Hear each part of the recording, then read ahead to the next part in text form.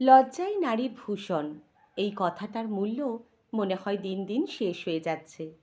এখন মেয়েরা লজ্জা টজ্জা পায় না। যে যত শরীর দেখাতে পারবে সে তত আধুনিক। আধুনিক হওয়ার সঙ্গে শরীর দেখানোর কোনো সম্পর্কও নেই কিন্তু। আধুনিক হতে হয় মনে। শরীরে আধুনিক ড্রেস, কিন্তু মনে বস্তা পচা ধারণা, এরকম অজস্র আছে। আগেকার দিনে ঠাকুমা দিদিমারা গায়ে ব্লাউজ পরতো না, তখন ব্লাউজের চল ছিল না, বা থাকলেও ধনী পরিবারের মহিলারাই তা পরিধান করতেন। গরিব পরিবারের মেয়ে বউরা লজ্জা ঢাকতে খালি গায়েই শাড়ি জড়াতেন। এটা করতে তারা বাধ্য ছিলেন। শখ করে গা খুলে দেখানোর জন্য তারা ব্লাউজ পরতেন না, সেরকম নয়। তখন গরিব বাড়ির মেয়ে বউদের অবস্থা ছিল শোচনীয়। যেখানে ভালো করে খাওয়াই জুটত না, সেখানে ব্লাউজ দিয়ে শাড়ি পরার কথা তারা ভাবতেই পারত না। তবে সেই দিন ক্রমে পার হয়েছে। সুতির ব্লাউজ সহজলভ্য হয়েছে, কিন্তু গা ঢাকা ব্লাউজ পরার ইচ্ছেটা আবার কমতে শুরু করেছে। শুধু শাড়ি পরলেই যে মেয়েদের ভালো দেখতে লাগবে সেটা নয়। মেয়েরা এখন শুধুমাত্র শাড়ি দিয়ে নিজেদেরকে সাজায় না, নিজেদের পছন্দ মতো নিত্য নতুন পোশাক পরছে।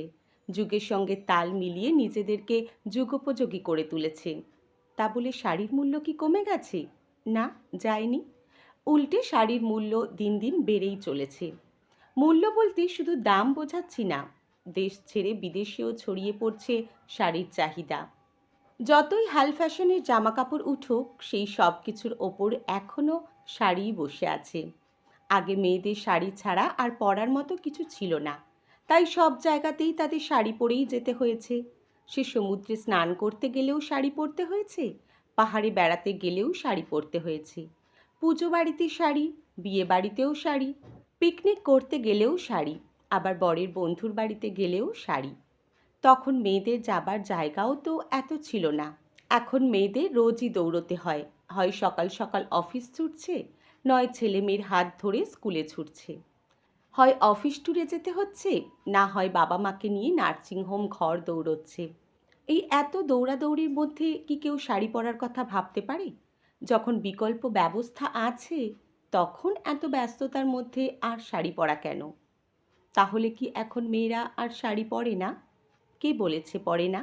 মেয়েরা এখনও শাড়ি পরতে ভালোবাসে।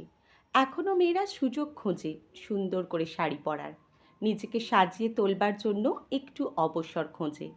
এখনও চায় আত্মীয়ের বাড়িতে নিমন্ত্রণ এলে শাড়ি পরেই উপস্থিত হতে। এখনও কিছু কিছু জায়গায় শাড়ি না পরে গেলে নিজেরই মনে হয় হয়তো খারাপ দেখাবে।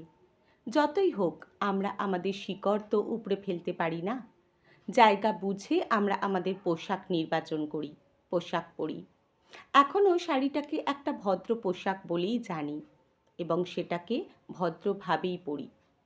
স্টাইল, ফ্যাশন এসব যদি করতেই হয়, সেজন্য তো অনেক রকম পোশাক আছে। শরীর দেখানো আর ফ্যাশন, এই দুটোর মধ্যে অনেক তফাৎ আছে। আর আমার মনে হয় না একদিকের বুক বের করে আঁচল ফেললে কোনো ফ্যাশন হয়। যেটা হয় সেটা অসভ্যতামি। শাড়ি পরলে শাড়িটার যথার্থ মর্যাদা দিয়ে পরুন।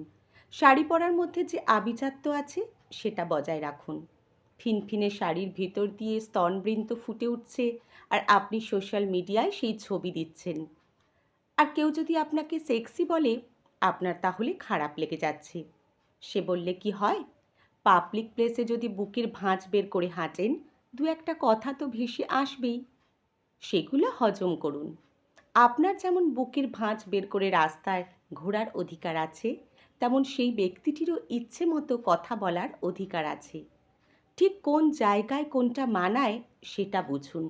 আপনি তারকা নন, তারকাদের যেটা মানায় সেটা আপনাকে নাও মানাতে পারে।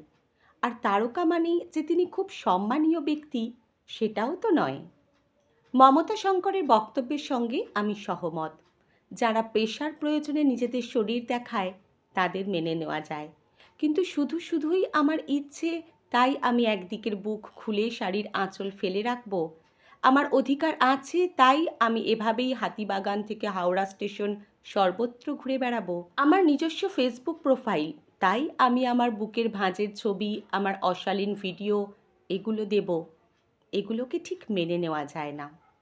এতে সমাজ এগোয় না, বরং খানিক পিছিয়ে যায়। কলমে শুভ্রা পালকুণ্ডু, পাঠে জয়তী। ধন্যবাদ।